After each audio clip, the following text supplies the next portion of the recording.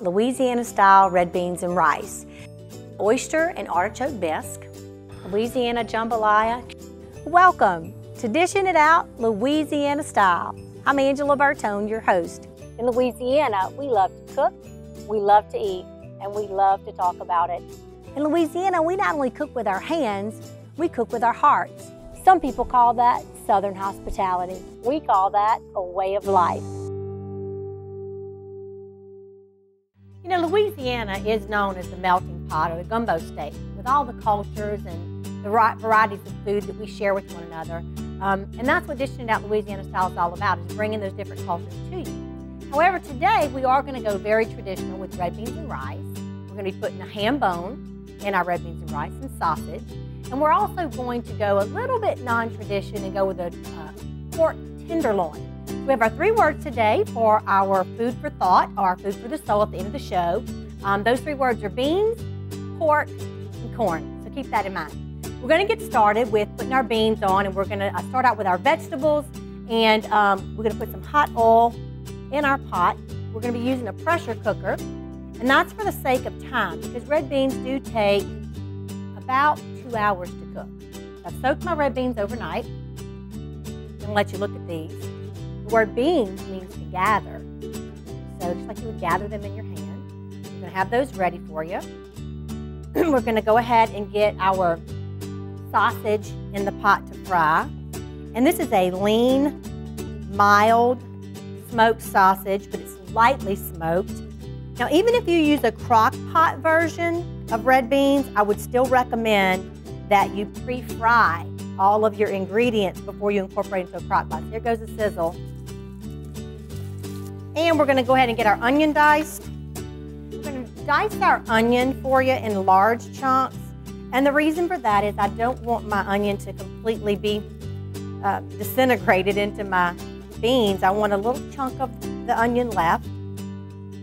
And so we're going to chop it up, kind of like what you'd see me do in a jambalaya or a gumbo.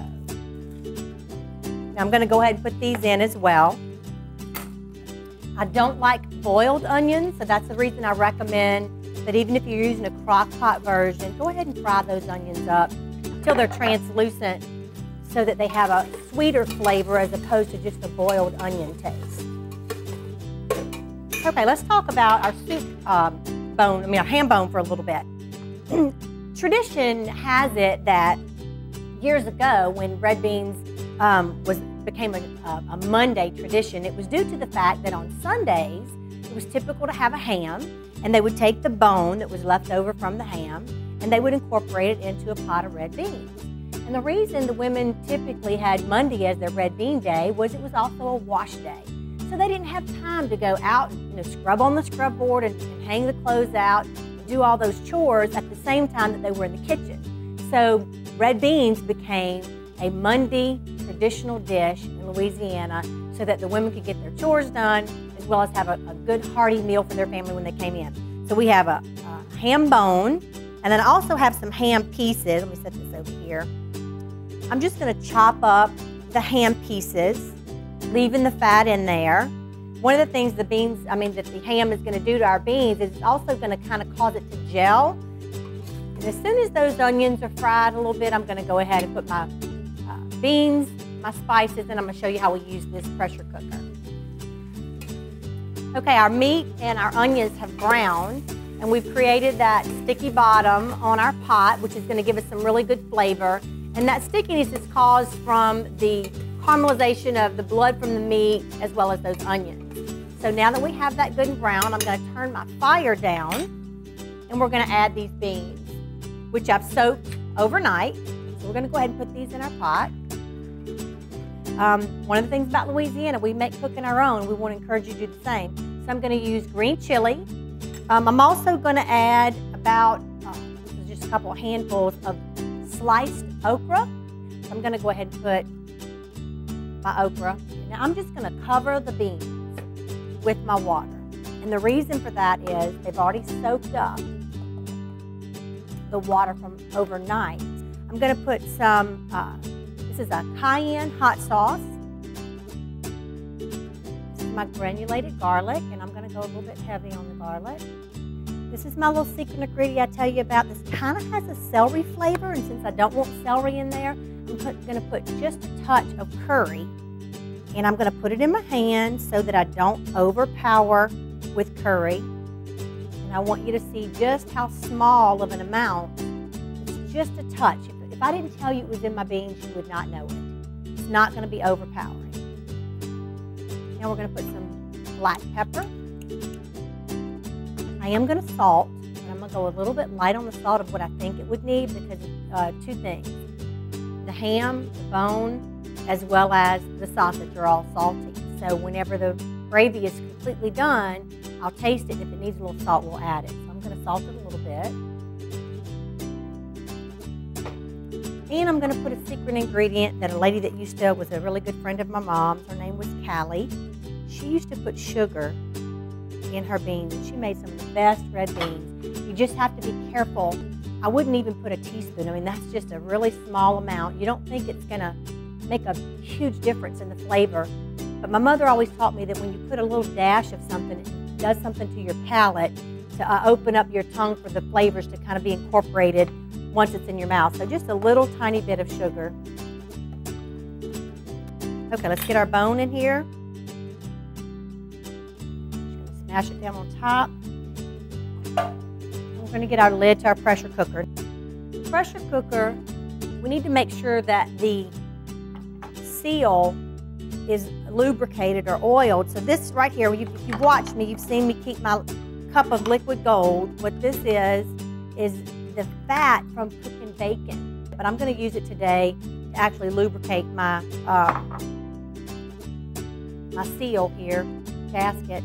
So we're going to go ahead and put the lid on. You have to put it on at an angle and then close it to the side. It should always be like this to be safe. And what's going to happen is we're going to bring this to a boil, and you're going to see some steam release out of this valve. Once it begins to release, we're going to turn it down to a simmer, and we're going to let it cook for an hour. I'm going to show you how to get our pork loin together. It's going to take us just a couple minutes to do that, and we'll put it in the oven. And then when we come back, we'll start with that cornbread. Okay, we're going to go ahead and put a lot of coarse ground black pepper. I mean, you're going to go pretty heavy. It's going to be like crusted on top. Heavy on the garlic. And again, it's really important for your loin to be at room temperature so that when you put it in the oven at 450, it's going to be about 13 minutes per pound. So we're going to do this one right at 25 minutes. And then we're going to let it rest for 10. So that's all the spices. The Worcestershire sauce has salt. So I'm just going to fill the bottom. Another little trick that I like to do, I'll either use a Cajun injector or I'll just take a small knife like this and just poke a bunch of holes.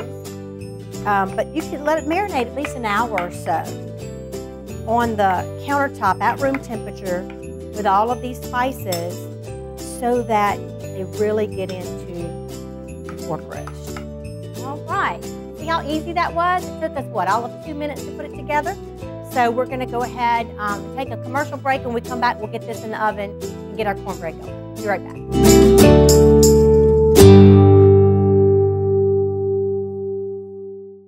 Welcome back, and if you've just joined us, we're fixing to put our pork loin in the oven.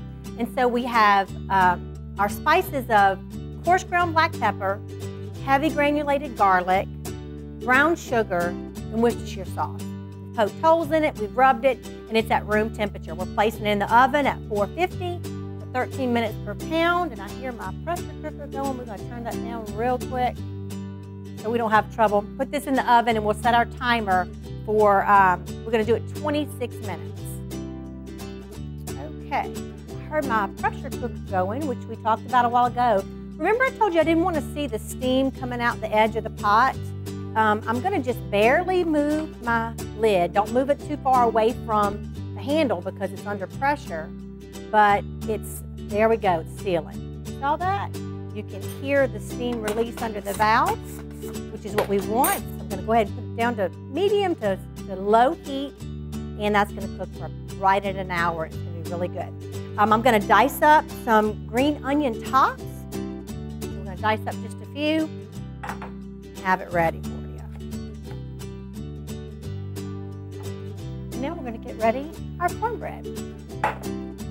We have a traditional cast iron pot. I have 2 cups of self-rising cornmeal and 2 cups of self-rising flour. Now we're going to add to this milk, 3 eggs, a little bit of oil, and we're going to put it into a preheated black iron skillet. If you don't have a black iron skillet, feel free to use another form of stoneware, but I would recommend that you heat it up. I'm going to put a couple tablespoons of bacon fat in here, and that's going to give me that really crunchy golden bottom on my cornbread. So I'm going to go ahead and heat this up on the stove since my oven is at 450 and I have my pork loin in there. All right, so we're going to go ahead and add our 3 eggs. I'm going to add a little bit of peanut oil. You can use bacon grease if you'd like. My mother would do that. A little bit of olive oil, as long as it's not flavored, is fine as well. Then we're going to go ahead and put in our milk. And this is a cup, but I'm not really sure how much I'm going to use. As you know, in Louisiana, I don't measure. And I'm actually just going to mix this together with a little spoon. And the consistency of this cornbread is going to be very similar to what your muffins would be like. I want to show you. See how that looks like what you would, like a muffin recipe? It's a little bit dry. We're going to put this in. It's going to kind of begin to rise the minute that it hits that black pot with that bacon grease in it. And it's going to start the rising process just from being in that hot pan. So now I'm going to, I don't need this on for that. I'm going to go ahead and put my batter into my black iron skillet. We're going to cook this at 375, and we're going to cook it for about 25 minutes.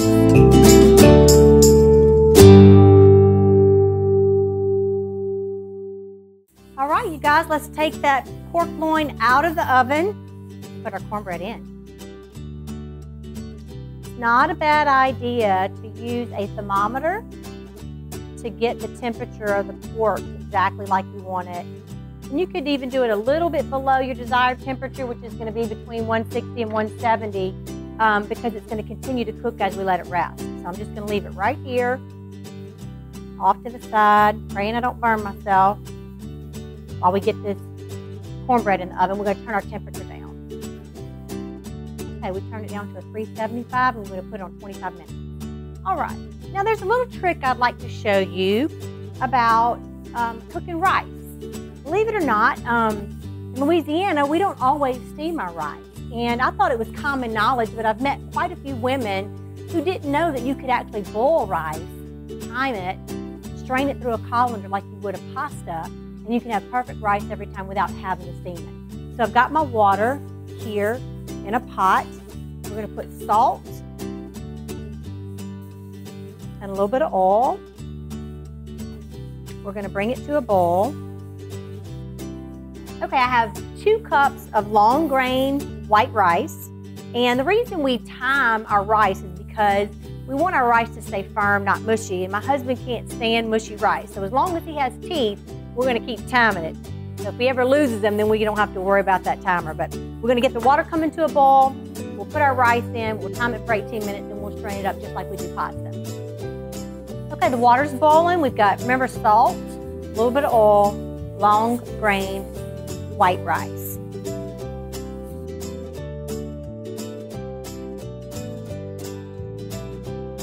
Okay, our timer's gone off on our rice, so we're going to go ahead and pour that up just like a colander, like you would, in a colander like you would pasta. Cold water. And then we're just going to set it right back on the stove, just like this in the colander, so the water can continue to drain and the rice is going to stay really nice and fluffy. All right, let's check and see if our cornbread's ready to come out the oven. It is perfect, golden brown. That looks absolutely beautiful. Okay, and when we come back after our break, we're going to go ahead and slice up the cornbread, our pork loin, and we'll start getting that plate ready to try out these red beans. We'll be right back.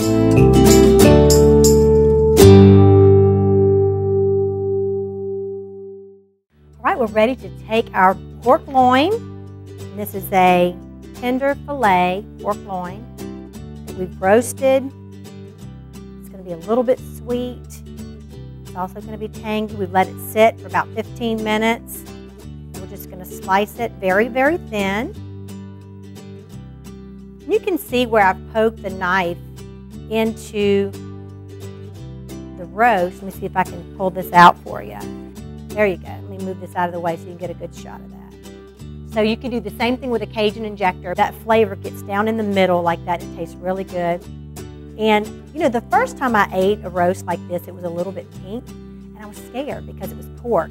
But I did a lot of reading on it, and some people eat their pork with just a little bit of pink to the roast. You know, traditionally, a safe cooking temperature for the pork is going to be between 160 and 170 degrees. And you'll notice right in the center of this pork, it's no pink. It's nice and cooked. It's a white color. Now I've saved the gravy. I'm just going to ladle it right over the top.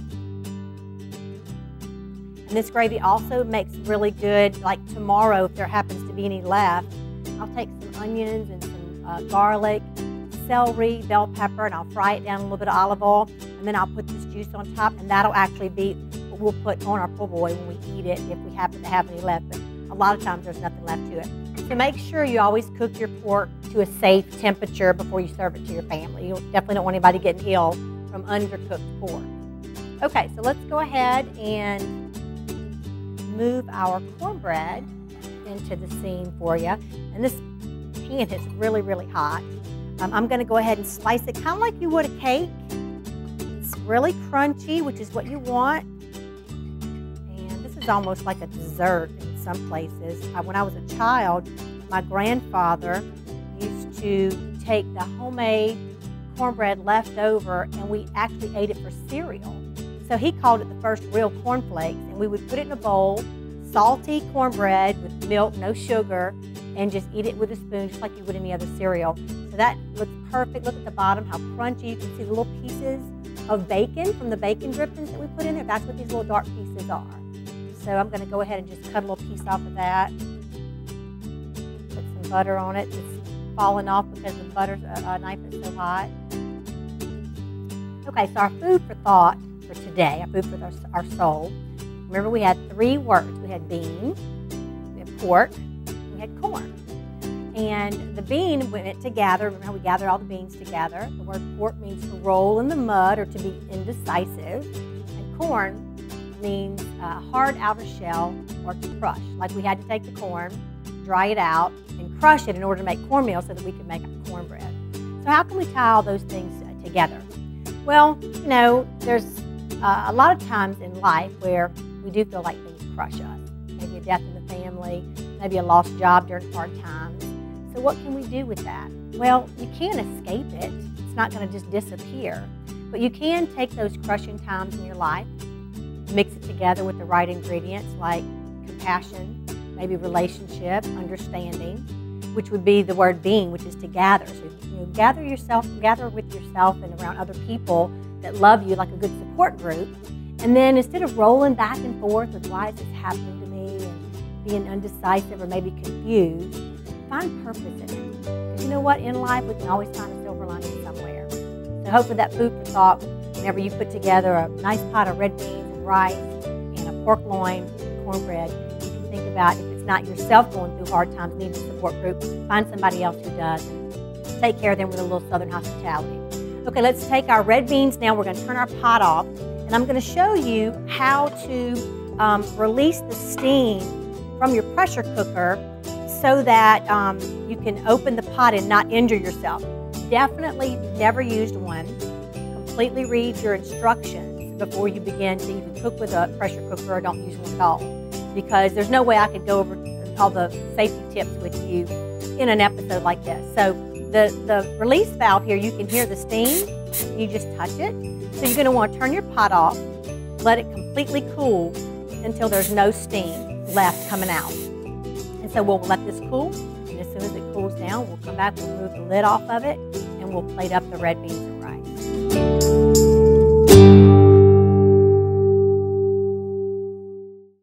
Okay, we're going to test steam to make sure that it's completely cooled. And as you can see, there's no more steam being released from the valve. So we'll go ahead and remove the pot, making sure that it's safe to do so. See how that's watery? And we really don't want it to be watery. So we're just going to take and smash some of the beans along the side of the pot. It's going to help it to thicken. And another thing that we can do to thicken that gravy is we can keep the heat on after we've removed the lid, turn it back on, and just cook some of the water out. My husband actually used to take beans out of the store, just like you would the dry beans, like what we've had cleaned and soaked overnight. He would plant them in the garden. So I'm going to go ahead and just taste and see how salty it is. I believe it's going to be good. Remember, we didn't put much salt in it. It's really good. Absolutely no salt needed. Let's go ahead and plate that up. And in the restaurant, a lot of times what you'll see, go ahead and do it for you that way. At home, Mama never did hers this way, but I'm going to show you what's real traditional for Louisiana. You might see it in a bowl as opposed to a plate like this, but they would plate it, kind of put a little hole in the middle, just like that, and then sprinkle pretty green onions on top so that it looks really, really nice to the eye. And growing up, that really wasn't nearly as important as what it tasted like. Now remember, Louisiana, it's traditional to have something fried, like a fried pork chop, fried catfish, fried chicken, along with your red beans and rice. So this is just an alternative to have the pork and have that extra protein. Lots of butter. That is so good. You have got to put this on your menu and try it. Another thing, you can throw your cornbread all up in it, just get it rolled. It's delicious. So you guys, get out there and go to the grocery store, buy you all the ingredients, find somebody who's going through a hard time, maybe life is crushed a little bit, make some good comfort food, share some Southern hospitality, and dish it out in Louisiana.